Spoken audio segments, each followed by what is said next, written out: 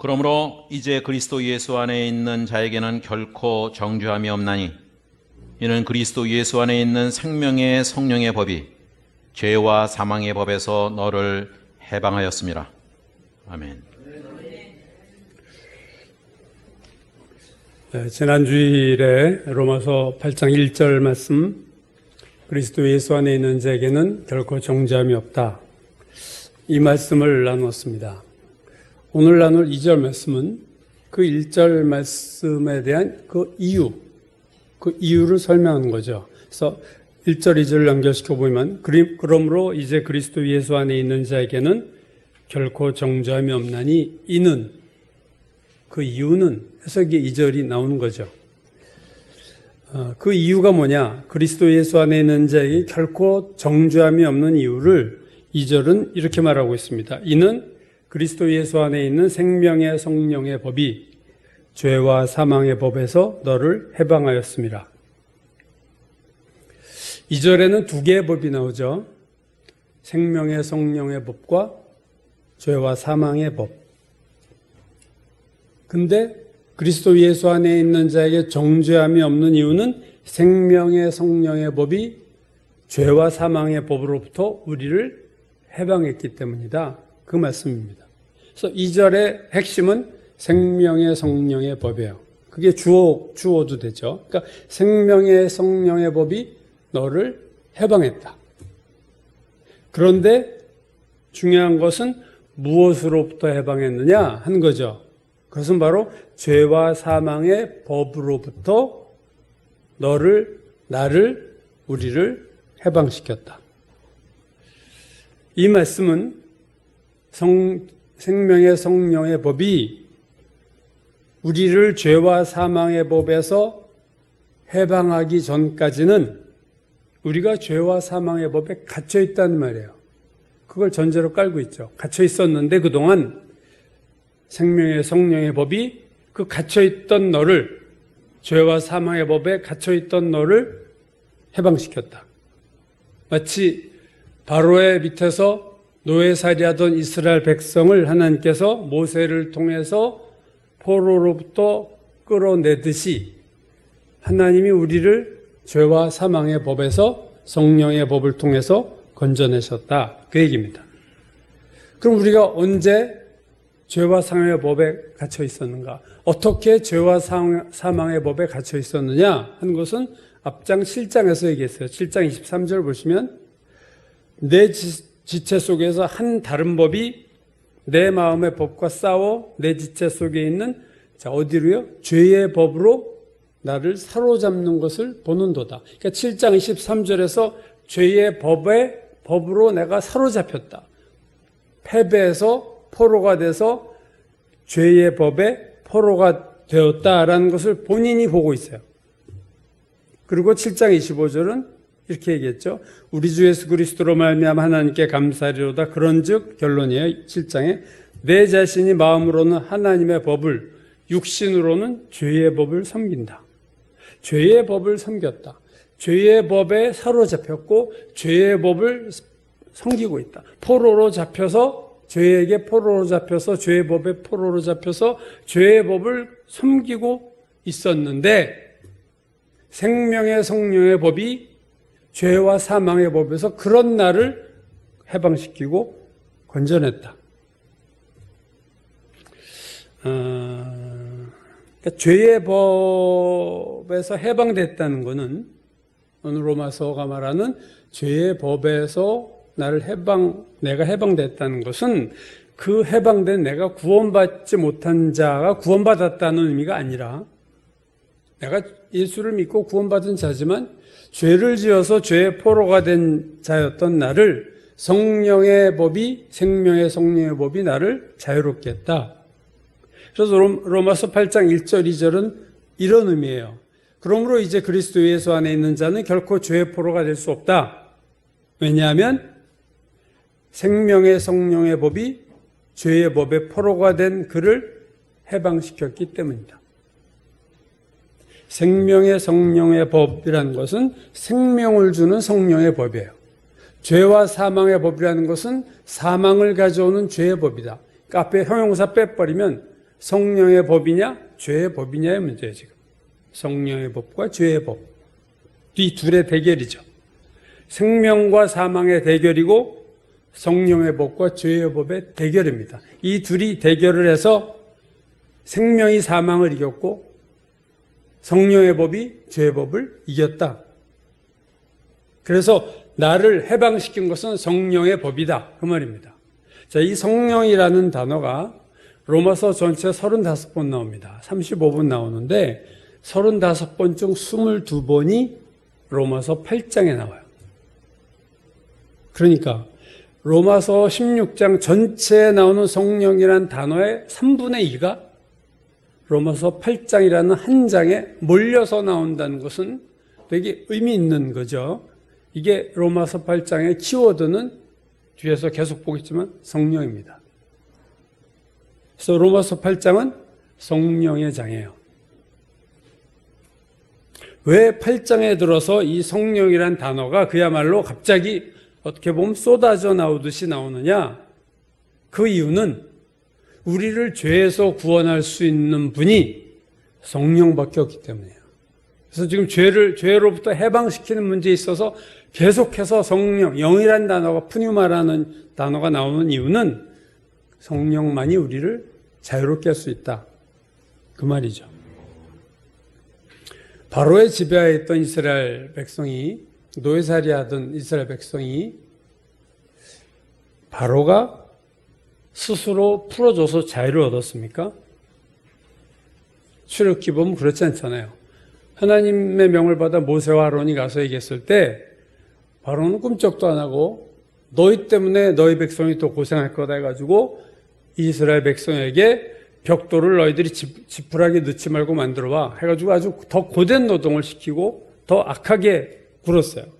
그러자 하나님이 우리가 잘 아는 것처럼 애굽에 10가지 재앙을 내리셨습니다. 첫 번째 재앙이 물이 변하여 피가 되는 재앙으로부터 해서 마지막 10번째 재앙은 애굽에 있는 처음 난 동물이든 사람이든 처음 난 것이 다 죽어버렸어요. 바로의 장자도 죽어버렸습니다. 바로가 거기서 손을 든 거예요. 자기 장자, 맏아들이 죽는 것을 보고 나서야 그가 어쩔 수 없이 이스라엘 백성을 자유롭게 풀어준 거죠. 그러니까 바로는 대화와 설득을 통해서 이스라엘 백성을 놓아주지 않고 10가지 재앙을 통해서 손을 들고 항복한 거예요. 여러분 마찬가지입니다.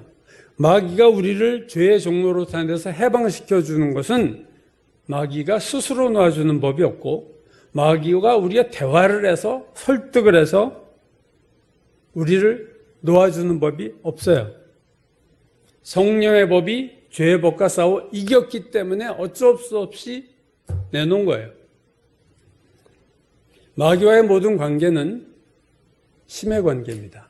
힘이 있으면 마귀를 물리치는 거고 힘이 없으면 마귀한테 당하는 거예요. 죄와의 싸움에서 힘의 문제예요. 힘밖에 남는 게 없어요. 죄의 힘보다 내 힘이 더 강하면 죄를 안 짓는 거고 그것보다 못하면 죄를 이길 힘이 없으면 내가 죄를 짓는 거예요. 예수님이 귀신을 내쫓은 후에 그런 말씀, 유명한 말씀하셨죠. 사람이 먼저 강한 자를 결박하지 않고서 어떻게 그 강한 자의 집에 들어가 그 세간을 강탈하겠느냐. 결박한 후에야 그 집을 강탈하리라. 예수께서는 귀신을 강한 자라고 얘기했고 귀신이 사로잡고 있는 귀신 들린 자를 그 귀신의 세간이라고 표현했어요. 그래서 귀신 들린 자, 그 귀신의 세간을 끄집어내려니까 귀신이 못 가져나가게 하니까 강한 자가 못 가져나가게 하니까 강한 자를 더 강하게 결박한 후에야 귀신 들린 자를 끄집어냈다 하는 예수께서 귀신을 쫓아내신 원리를 그렇게 설명했습니다. 여러분 영의 세계는 대화나 설득이 안 돼요. 오로지 힘의 대결입니다. 힘이 강한 자가 영적 싸움에서 이기는 거예요.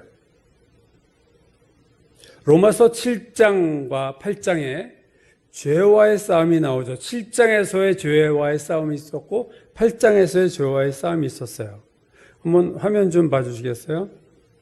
먼저 7장 23절 보시면 내 지체 속에서 한 다른 법이 내 마음의 법과 싸워 내 지체 속에 있는 죄의 법으로 나를 사로잡는 것을 보는도다. 무엇과 무엇이 싸우나요? 내 지체 속에 한 다른 법이 내 마음의 법과 싸운다. 내 마음과 죄의 법이 싸운다. 근데 그 결과가 어떻게 됐다고요? 내가 죄의 법의 포로가 됐다. 죄의 법에 졌다. 그러니까 7장에서는요, 마음의 법과 죄의 법이 한판 승부를 했는데, 마음이 죄에 진 거예요. 내가 마음으로는 죄를 안 지으려고 했는데, 내가 죄를 진 거죠. 그러니까 패배한 거예요. 그래서 7장 23절에 오늘 본 것처럼 내 지체 속에 한 다른 법, 그걸 내 마음의 법과 싸웠다. 내가 원하지 않는데 했어요. 내 마음이 원하지 않는 일을 하고 내 마음이 원하는 것은 하지 못했다. 이게 로마서 7장의 얘기였어요. 마음과 죄와 싸웠어요. 나는 마음을 다해서. 그래서 7장 19절 로마서 보면 내가 원하는 바 선은 행하지 않고 내 마음이 원하는 건 하지 않고 도리어 원하지 아니하는 바 내가 마음이 원하지 않는 악을 행한다. 로마서 7장에서는 1라운드의 싸움입니다. 1라운드 죄와의 싸웠는데 마음의 법과 죄의 법이 싸웠어요. 그래서 패배했습니다. 마음의 법이 졌어요. 로마서 8장이 2라운드죠. 자, 화면 아래쪽. 이는 8장 2절 그리스도 예수 안에 있는 생명의 성령의 법이 죄와 사망의 법에서 너를 해방하였다. 이번엔 누가 싸우나요? 성령의 법과 죄의 법이 싸우죠. 아까는요. 마음의 법과 죄의 법이 싸웠어요. 7장에서의 싸움은 마음의 법이 졌습니다. 내 마음은 그렇게 하려고 했는데 안 됐어요. 근데 8장에서는요. 이번엔 누가 이겼나요? 7장에서 이겼던 죄의 법이 패배하고 성령의 법이 승리한 거예요. 이거 되게 중요한 것을 의미하고 있습니다. 마음의 법은 죄의 법을 이기지 못했지만 성령의 법은 죄의 법을 이겼다. 그래서 로마서 7장과 8장에 보여주는 것은 내 마음을 다해도 죄와 싸워 이길 수 없다. 그러나 하나님의 성령이 개입하면 죄를 이길 수 있다. 이게 7장, 8장에서 보여주는 죄와의 싸움에 대해서 보여주는 것입니다. 구약 성경을 보면 이스라엘과 이방 민족 간에 수많은 전쟁과 전투가 나오죠. 그 많은 전쟁에서 승리한 데에는 공통점이 있는데 이스라엘 백성의 모든 전쟁에서의 승리는 하나님이 개입하셨다는 거예요. 하나님이 개입하심으로 하나님이 함께 하심으로 아니 하나님이 앞장서셔서 싸웠기 때문에 이스라엘이 이긴 겁니다. 바로의 군대가 출애굽한 이스라엘 백성을 쫓아왔어요. 병마, 엄청난 애굽의 세계 최강의 대군을 이끌고 찾아왔지만 하나님이 개입하셔서 홍해를 통해서 애굽의 막강한 군대가 패배하고 이스라엘이 승리했습니다. 광야에 들어갔을 때 아말렉이라는 족속이 후방을 공격했죠. 최초의 승부입니다. 전투입니다. 이스라엘과 이방 민족과의. 그때도 여호와 니시 모세가 손을 들 때 이스라엘이 이기고 모세가 손을 내렸더니 이스라엘이 지고 그래서 아론과 훌이 산꼭대기에서 모세의 손을 끝까지 붙잡고 있어 손을 들고 있었더니까 이스라엘이 이겼다. 여리고성 전투 이번에 여리고성 전투 들어갔을 때 여러분 이스라엘이 한 게 뭐가 있나요? 성 7바퀴 돌았고 7일째 돌았고 마지막 제사장들이 나팔 분 게 전부예요. 근데 성이 무너진 거죠. 하나님의 개입입니다. 사사시대 기드온이 유명한 전투전 미디안의 13만 5천 군대 대군이 왔어요. 막 메뚜기 떼처럼 깔려 있었다 군대가. 성경이 그렇게 묘사합니다. 근데 이스라엘 군대는 300명이었어요. 13만 5천 대 300명. 그것도 300명이 총칼을 든 것이 아니라 비무장, 한 손에 나팔을 들고 한 손엔 항아리 들었어요. 항아리 속에 횃불이 있고. 그 비무장 300명으로 13만 5천을 물리쳤습니다. 누가 싸운 거예요? 하나님이 싸우신 거예요. 이스라엘과 이방 민족 간의 전쟁은 실상은 하나님과 이방 민족과의 전쟁이에요. 그리고 항상 그런 경우 이스라엘이 이겼어요. 그래서 다윗이 소년이 골리앗 장군 앞에 섰을 때 위대한 진리를 말했죠. 전쟁은 여호와께 속한 것이다. 전쟁은 우리 게 아니라 하나님 거야. 그건 하나님이 하시는 거야. 새 번역이 이렇게 했어요. 전쟁이 여호와께 속했다 이 말을. 전쟁에서 이기고 지는 것은 주님께 달린 것이다. 현대어 성경이 이렇게 번역했어요. 여호와께서 직접 나서서 싸우셨다. 인간이 강하다고 이기는 게 아니고 전쟁이 인간이 약하다고 지는 게 아니에요. 오늘 죄와의 전쟁이 같은 원리입니다. 죄와의 전쟁도 하나님께 속한 거예요. 이 전쟁에서 이기는 것도 전쟁은 하나님께 속한 것이기 때문에 하나님이 개입하셔야 되는 거예요.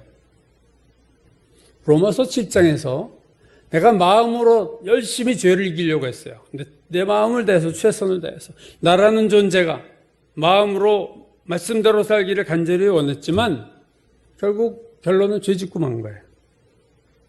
반면 로마서 8장에서는 성령께서 죄와 싸워 죄를 무릎 꿇게 하고 죄의 포로가 되었던 우리를 해방시키신 거예요. 의미 있는 거는 로마서 7장 14절에서 25절. 이게 이제 나와 죄와의 치열한 싸움을 묘사한 로마서 7장 14절에서 25절까지 이 죄와의 전쟁에 있어서 성령이란 단어가 한 번도 나오지 않았다는 거예요. 그리고 그 대신 등장한 단어가 있습니다. 나라는 단어가 등장하죠. 자, 화면 그 다음 좀 보여주겠어요? 화면 3장을 볼 텐데 제가 쭉 읽을게요. 7장 15절에서 24절. 자, 나라는 단어에 주목해 보세요. 여기서 나라는 단어가 얼마나 자주 나오는가. 내가 행하는 것을 내가 알지 못하노니 곧 내가 원하는 것을 행하지 아니하고 도리어 생각했어요. 내가 미워하는 것을 행함이라. 만일 내가 원하지 아니하는 그것을 행하면 내가 이로써 율법이 선한 것을 시인하노니 이제는 그것을 행하는 자가 내가 아니요 내 속에 거하는 죄니라. 내 속 곧 내 육신에 선한 것이 거하지 아니하는 줄을 내가 아노니 원함은 내게 있으나 선을 행하는 것은 내게 없노라. 내가 원하는 바 선은 행하지 아니하고 도리어 내가 원하지 아니하는 바 악을 행하는도다. 만일 내가 원하지 아니하는 그것을 하면 이를 행하는 자는 내가 아니요 내 속에 거하는 죄니라. 그러므로 내가 한 법을 깨달았노니 그 선을 행하기 원하는 나에게 악이 함께 있는 것이로다. 내 속사람으로는 하나님의 법을 즐거워하되 내 지체 속에서 한 다른 법이 내 마음의 법과 싸워 내 지체 속에 있는 죄의 법으로 나를 사로잡는 것을 보는도다. 오라 나는 공고한 사람이로다. 이 사망의 몸에서 누가 나를 건져내랴. 이 나라는 단어가 얼마나 많이 나요? 27번 개역 예정에 27번 나고요. NIV 영어 성경으로 가니까요. 이게 37번이 나와요. 영어에는. 영어 표현에는. 나. 그래서 내가 막 해봤는데 안 돼. 그래서 마지막에 뭐예요? 나는 공고한 사람이다. 이게 자기에 대한 결론이에요. 누가 나를 건져내랴? 이제 자기를 포기하잖아요. 있는 것 없는 것 다 해봤는데 안 돼. 이제는 나는 공고한, 난 참 불쌍한 인간이구나. 누가 나를 이 사망의 몸에서 건져내겠는가? 로마서 7장 14절에서 마지막 25절까지의 이 싸움은요, 나 홀로의 싸움인 거예요, 여러분. 내 힘으로 싸운 거예요. 누구를 아무도 의지하지 않고 오로지 내 힘을 다해, 내 열심을 다해, 내 도덕성과 내 좋은 성품을 가지고 다 해본 거예요. 근데 안 된다는 거죠. 여러분, 이걸 깨닫지 못하면 영적인 성장이 없습니다. 내가 하면 되지. 내가 원래 착한 사람 아니야. 나 성품이 좋고, 나는 쟤보다 훨씬 도덕적인 애야. 나 법이 없어도 사는 사람. 이렇게 예수 믿는 사람은요, 갈 길이 요원합니다. 아직 지금 뭐가 뭔지도, 영적인 전쟁이 뭔지도 모르는 거예요. 7장에서는 성령이란 단어가 아예 등장하지 않아요. 왜? 내가 스스로 성령의 필요 없는 거예요. 나 혼자 하면 되지 뭐. 나로서 충분해. 근데 안 됐어요, 결국. 반면에 죄와의 전쟁에서 승리하는 로마서 8장 2절에서 14절자 역시 화면으로 볼까요? 이제 성령이라는 단어가 나오기 시작하죠. 이는 그리스도 예수 안에 있는 생명의 성령의 법이 2절입니다. 오늘 죄와 사망의 법에서 너를 해방하였습니다.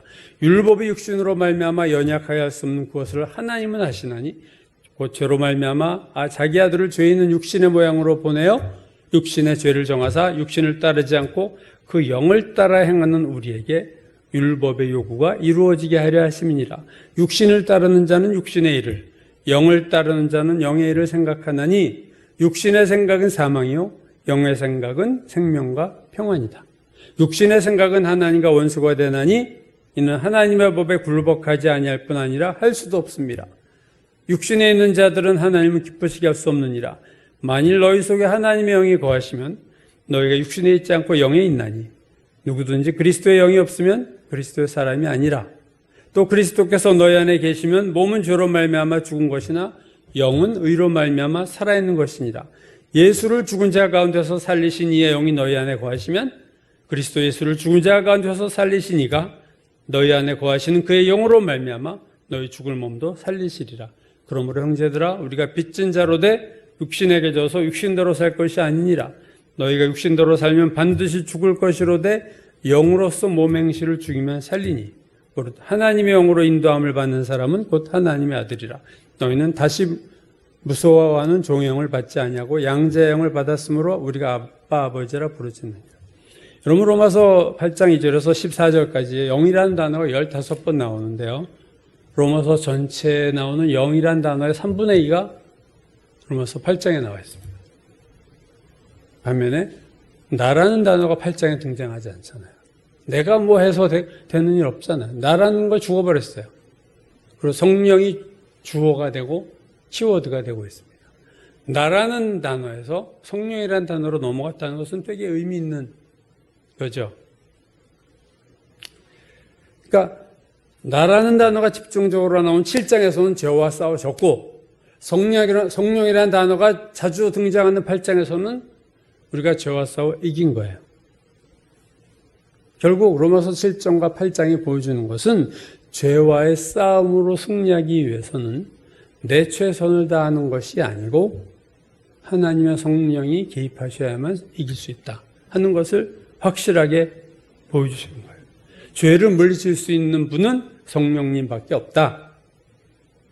자, 그러면 이런 게 남죠. 그렇다면 성령이 죄를 물리칠 수 있다면 우리는 가만히 있어도 되냐? 로마서 8장 1절과 2절 화면 한번 보실까요? 다시 볼게요. 그러므로 그리스도 예수 안에 있는 자에게는 결코 정죄함이 없나니 이는 그리스도 예수 안에 있는 생명의 성령의 법이 죄와 사망의 법에서 너를 해방하였습니다. 자, 파란 글씨를 제가 2개를 썼는데 왜 쳤는지 이해가 되시겠어요? 그리스도 생명의 성령의 법이 어디 있다고요? 그리스도 예수 안에 있어요. 그리스도 예수 안에 있는 생명의 성령의 법이, 그렇죠? 그럼 성령의 법에 의해서 죄로부터 해방을 받을 자가 어디에 있습니까? 1절에 그리스도 예수 안에 있어요. 즉 그리스도 예수 안에 있는 성령의 법이 그리스도 예수 안에 있는 자를 죄로부터 해방시키다. 그 말 아닙니까? 아무나 해방시킨 게 아니고 그리스도 예수 안에 있는 자를 해방시켜요. 왜요? 성령의 법이 그리스도 예수 안에 있기 때문에 그래요. 둘 다 그리스도 예수 안에 있잖아요, 지금. 성령의 법을 비유하자면 이 법이 뭐 법조문 얘기하는 게 아니라 일종의 자기장 같은 거다 하는 걸로 보시면 됩니다. 자기장. 그러니까 우리가 자석으로 쇠를 끌어들일 때 그냥 붙는 게 아니잖아요. 쇠 부치가 좌석의 자기장 안에 있을 때만 붙는 거예요. 멀리 떨어져 있으면은 자석이 강해도 자기장 밖에 있는 쇠를 끌어들일 수가 없습니다. 자석의 자기장 안에 있는 모든 쇠들은 끌어들입니다. 왜? 자기장이 힘을 발휘하니까. 그리스도 예수 안에 성령이 있기 때문에 그리스도 예수 안에 있는 모든 것들을 성령께서 해방시킬 수 있어요. 그리스도 예수 밖에 있는 것은 성령의 법에 해당 사항이 아닙니다, 여러분. 그래서 오늘 8장 1절과 2절에서 그리스도 예수 안에 있는 자에게는 정죄함이 없는데 그 이유는 그리스도 예수 안에 있는 생명의 성령의 법이 죄와 상의 법에서 그리스도 예수 안에 있는 자를 해방했다. 그러므로 죄로부터 해방을 받고자 원하는 자가 해야 될 게 단 하나가 있는데 그것은 그리스도 예수 안에 있어야 돼요. 그리스도 예수 밖에 있으면 성령의 법의 효력을 볼 수가 없습니다. 그러나 그가 그리스도 예수 안에 들어오면 생명의 성령의 법에 자기장 안으로 들어오기 때문에 생명의 성령의 법이 작동하고 죄의 사망의 법을 밀어내서 그를 해방시키는 놀라운 능력의 역사가 나타나는 거예요. 그러므로 죄와의 싸움에서 가장 중요한 것은 8장 2절 그리스도 예수 안에 있는 것입니다.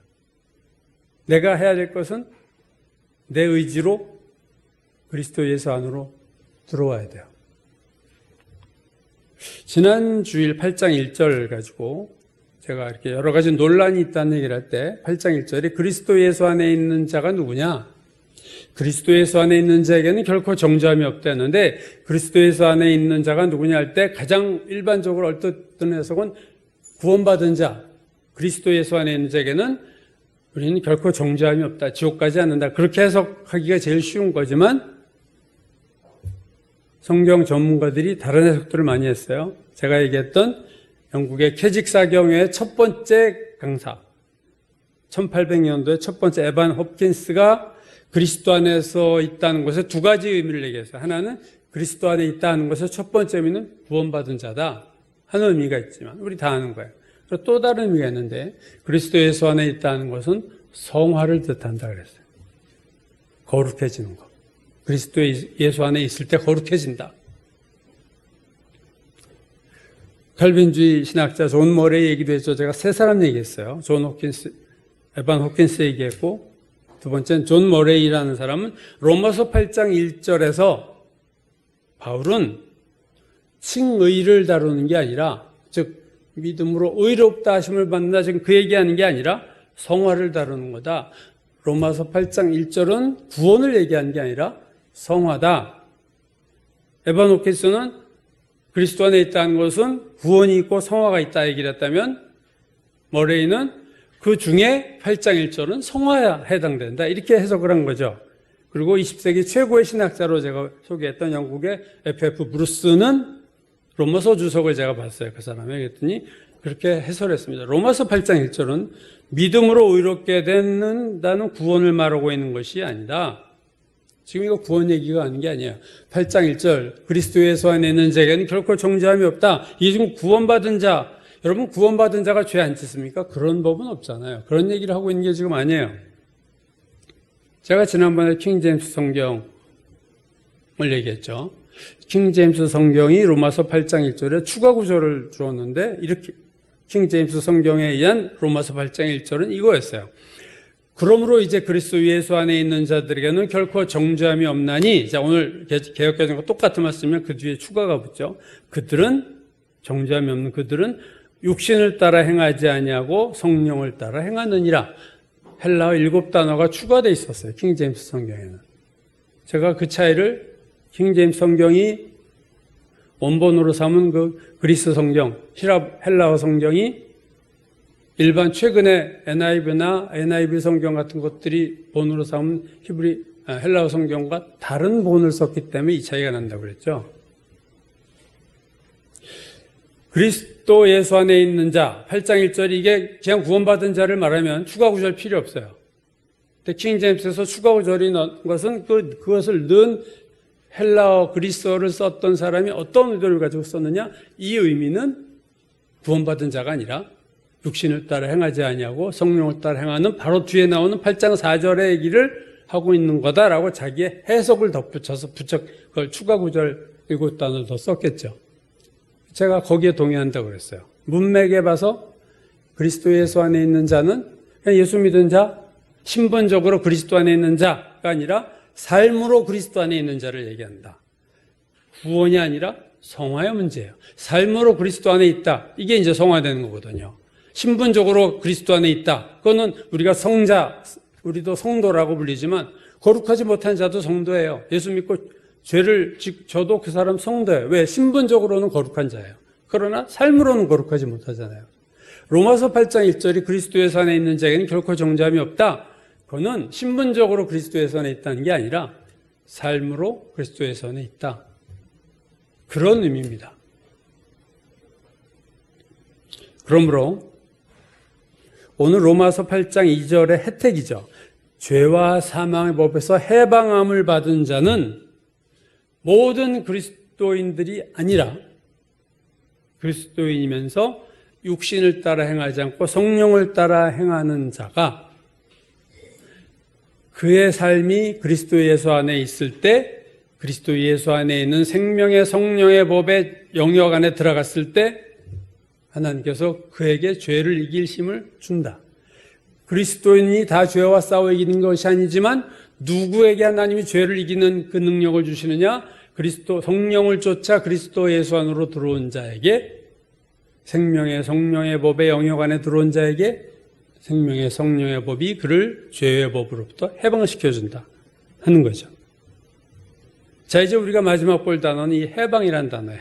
해방하였다. 이 해방하였다는 이게 동사인데요. 헬라어 동사가 신약성에 7번 나오는데 로마서에 4번, 갈라디아서에 1번, 요한복음에 2번 나옵니다. 근데 제가 요한복음을 좀 보려고 그래요. 이 똑같은 단어가 요한복음에서 사용된 예를 좀 볼 텐데요. 요한복음 8장입니다. 자, 성전의 헌금함에서 유대인들과 예수께서 대화를 하고 계세요. 질문하고 대답하고 질문하고 대답하는데 처음에는 삐딱하게 나가다가 많이 좋아졌어요. 마지막에 마음의 문을 활짝 엽니다. 예수님 말에 그들이 귀를 기울여요. 그래서 요한복음 8장 30절 이 말씀을 하심에 많은 사람이 믿더라. 이렇게 8장 30절이 많은 사람이 믿었다. 그러자 예수께서 31절에서 유명한 말씀하셨어요. 그러므로 예수께서 자기를 믿은 유대인들에게 이르시되 너희가 내 말에 거하면 내 제자가 되고 진리를 알지니 진리가 너희를 자유케 하리라. 이 자유케 하리라 아까 해방한다는 로마서 8장 2절과 같은 헬라어 단어예요. 그러니까 우리말 번역에서는 자유롭게 한다 또는 해방시킨다 이렇게 두 가지로 번역했지만 단어는 헬라어는 같은 단어입니다. 그러니까 진리가 너희를 자유롭게 한다. 그러자 유대인들이 마음이 상했어요. 우리가 아브라함의 자손이라 남의 종이 된 적이 없는데 왜 우리가 자유롭게 되리라 하느냐? 네 말 들으니까 우리가 지금 종이라는 얘기 아니야? 우리 종 된 적이 없어. 이 유대인들의 자부심이죠. 지금 로마의 식민지에 있잖아요. 자기 지금 눌려 살면서도 우리는 눌려 살지 않는다. 이렇게 아주 그냥 그 정신이 살아있는 사람들이에요. 거기에 대해서 예수께서 진실로 진실로 내게 이르노니 죄를 범하는 자마다 죄의 종이다. 너도 죄 짓잖아. 너희들 죄의 종이야. 너희들 죄의 노예야.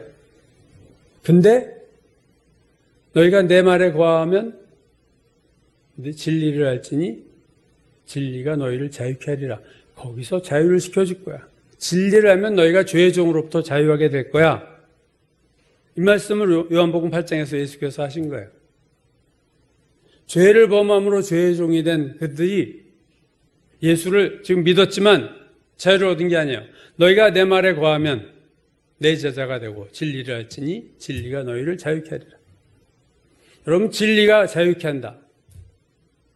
유명한 말이죠. 진리 자유. 근데 예수님 말씀을 자세히 보면 꼭 그런 게 아니에요. 너희가 내 말에 거하면 이게 스텝 바이 스텝이에요. 도미노 문어 이렇게 넘어뜨리면 계속 넘어지듯이 너희가 내 말에 거하면 그 다음 내 제자가 된다. 그리고 진리를 알게 돼. 그리고 너희 진리를 알게 되면 그 다음 단계 너희가 자유롭게 될 거야. 그러니까 진리가 자유케 하지만 진리를 알게 하는 원인이 뭐냐? 내 말에 거하면. 내 말에 거하면 진리를 알고 그 진리가 너희를 자유케 할 거야. 출발점은 너희가 내 말에 거하면이에요. 여러분이 거한다는 말은 예수님이 포도나무와 가지에 비유해서도 거한다는 말이 계속 포도나무 가지가 포도나무에 붙어 있다 할 때 그게 거하는 거였어요. 자, 거기서 계속 나오는 단어인데 이 거한다는 단어의 초점은 핵심은 겁니다. 계속이란 단어, 계속. 잠깐이 아니라 계속 있어요. 자기를 믿은 유대인들 잠깐 믿었어요. 그러나 계속 믿은 게 아니거든요, 지금. 내 말에 거하면 계속 내 말에 머물러 있으면 여러분 어떻게 오늘 로마서 8장의 절에 죄로부터 자유함을 얻는가? 너희가 내 말을 들으면 아니고 내 말을 읽으면도 아니고 내 말을 잘 이해하면도 아니라 너희가 내 말에 계속 머물러 있으면 예수님 말씀 그거예요. 계속 머물러 있으면 진리를 알고 그 진리가 내 말에 머물러 있을 때 알게 되는 진리가 너희를 자유케 할 거다. 죄로부터 자유를 줄 거다. 말씀에 머무를 때 그런 자유함이 일어난다. 이게 요한복음 8장이에요. 로마서 8장은요. 그리스도 예수 안에 있다라고 표현하고 있어요. 거한다 또는 어디에 있다. 이게 다 장소적인 용어예요. 그리스도 예수 안에 있다. 장소적인 단어죠. 내 말에 머물러 있다. 장소적인 거예요.